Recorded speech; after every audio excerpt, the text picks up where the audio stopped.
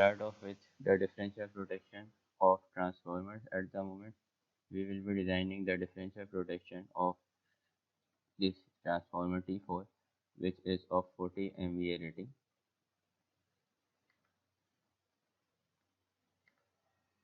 Basically, we are talking about differential protection of this transformer, right?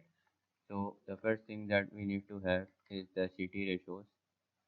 Transformer nameplate rating shows that the current on the primary side is 175 amperes and on the secondary side is 2099 amperes. So the nearest CT ratios which will be available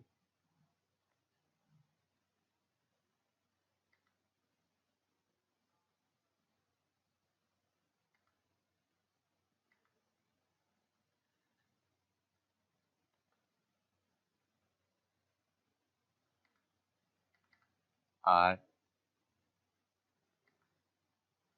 200 is to 5 and taking the protection class as 5P20 with a burden of 20 VA. And the next CT ratio here you can see is 2100 is to 5 and again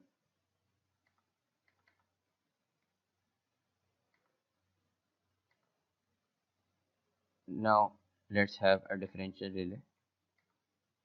This differential relay needs to be connected to both the CTs. Here we can see that this is the differential relay 87 and the input of this differential relay. Now one thing here is that we need to add the CTs manually. By default this relay is not picking CTs, so we need to go here differential 1 and add CT6 and then at the secondary one add CT7, right? And talking about the output of differential relay, we need this CB8 and 9 to trip, so we will add an element. First let's select that library so that it will only display the relevant functions which are present in that library. Here we are talking about a transformer and we are designing its differential protection. So in ABB we have RADHA or now let's select here ABB model RET541 or we can also select RADHA, right? So now coming towards the output, we will say that for a differential element, why? Because this relay only supports differential elements in any zone. We need to strip the HVCB8 and we need to also open the HVCB9, right? Then you need to define the type of percentage differential relay, whether it is high impedance or percentage differential. The inputs are already provided here. So now we will see that if a fault occurs in this region, let's say that the fault occurs in internal fault occurs in the region of transformer, then you can see that relay 1 and 2 are tripping. And if these relays fail to operate, then the generator side relays are operating as backup, right? Basically, the zone of protection which is defined by this relay is between these two CTs. For any fault which occurs between these two CTs, the relay will issue a tripping signal, and for fault which occur beyond the CTs, the relay will not issue a tripping signal. Let's check it also. Verifying for an internal fault, I am at the moment giving an internal fault to the transformer, and this is verifying my point that the circuit breakers 1 and 9 are tripped by which relay? These circuit breakers are tripped by the differential relay phase 87. You can also check that this relay overcurrent is detecting the fault, but it is not issuing a tripping signal, right? Which means that it is detecting the fault before the tripping of circuit breaker. So accordingly, we need to decrease the time of operation of we need to slightly increase the time of operation of the overcurrent relay, or we need to have circuit breakers with better operating time. So here we can select the circuit breakers of operating time 2 cycles here, and we need to update the voltage also accordingly. This is high voltage, right? Whatever the voltage is.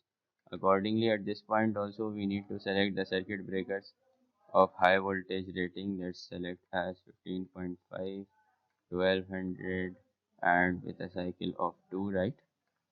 Now you will see that by improving the tripping time of circuit breakers, we can see that now our relay is tripping properly, because now you can see that relay 7 has detected the fault in 20 milliseconds, and at 53.3 milliseconds these circuit breakers 8 and 9 have operated. If and only if these circuit breakers are not operated due to any malfunction, only then the generator relays will detect the fault and accordingly issue a tripping signal to the circuit breaker. Right? Now let's check the performance of our relay for an external fault. Let's say that the fault is after the zone of the relay. Right? The fault is at bus 5. Now you can see that the differential relay is not operating, and even relay 4 and 6 are not operating. Why? Because these are directional relays. Now the only means of protection is on the generator relays, that is G1 and G2. One very important thing that we should note is the CT ratio here. Since the differential relays work on the principle of current difference, that is, they take the difference of current from the incoming and outgoing sides of the equipment. Accordingly, the dot convention should be such set so that the incoming and outgoing currents are 180-degree out of phase with each other.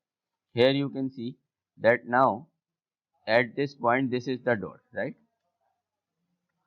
This means that if this is the dot, this means that the current flow is from leftwards to rightward direction, since this is a sort of radial feeder, unidirectional current flow.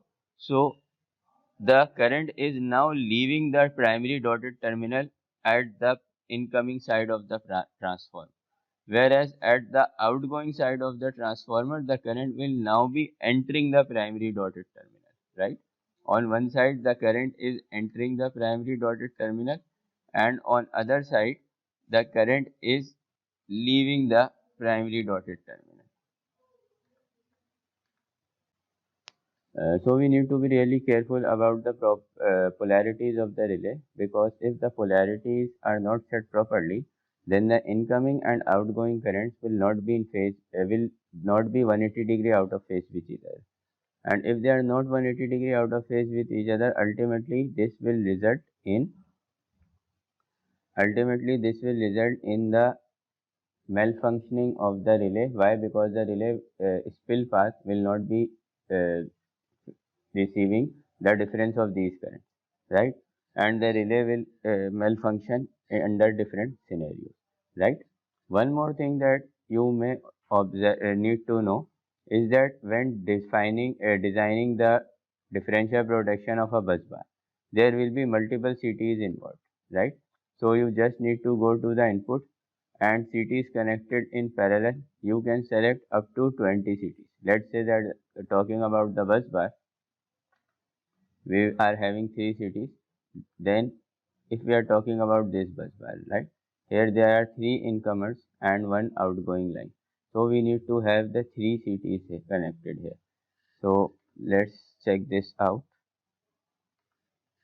This one will be CT1, CT2, and accordingly CT3, right?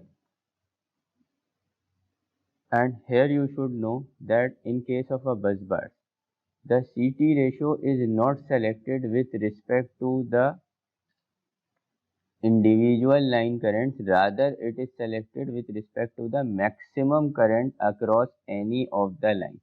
Let's say that this transformer now has a rating of 131 amperes, right? This means the current through this CB6 will be 131 amperes. Same will be the case for CB7. But talking about CB4, right? The current is how much? The current through CB4 is around 175 amperes, right? So the ratio of CTs will be selected with respect to the maximum current. Here you can see that the maximum current through this line can be how much? 130 amperes. On the other hand, the maximum current through T3 can be again 130 amperes. And so the maximum outgoing current can be 260 amperes, which is the sum of the two incoming currents. So all the CT ratios will be selected with respect to the maximum current. That is, all of the CT ratios should be around 250 is to 5, right? The rating of all the CTs should be selected to be 250 is to 5, and thus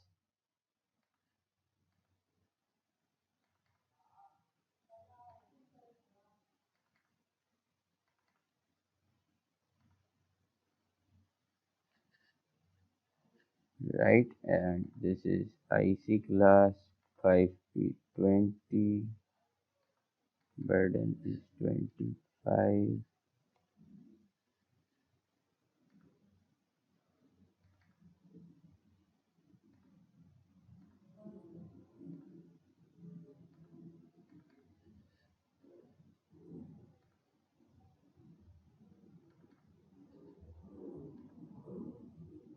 right? Now what we need to check, that the we need to connect a relay here, a differential relay, and here you can see that we will be taking three inputs, 1, 2 and 3, right? So here it's by default 2, so we need to make it 3, and then we need to select these CTs 8, 9 and 10. So the only difference between bus bar and transformer protection is that in transformer protection the ratios of incoming and outgoing side CTs are selected with respect to the currents in each of the lines, whereas in bus bar protection the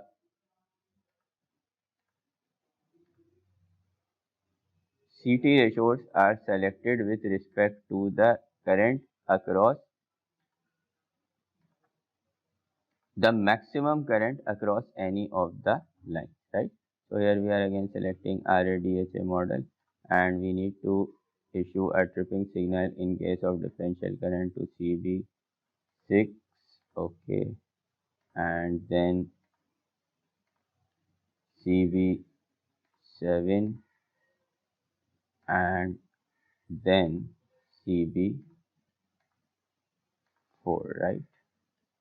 That by mistake we changed the polarity of this system, right? Now you can see that under all scenarios the current is entering the dotted terminal of the CT, right? Which means that in the spill path this current will not be getting subtracted. Now just in case an external fault occurs, right? The fault is on the transmission line. The relay is not required to trip. But as you can see that this differential relay is even tripping for external faults due to the difference in polarity settings of this relay. We have performed wrong dot connections, and hence this relay is issuing a tripping signal even under external fault conditions, right? Let's also check the behavior under internal fault condition. Under internal fault condition, yes, it is tripping, but under external fault condition, it is also tripping and it is not required to do so. So basically in this video, we looked at different aspects of differential protection.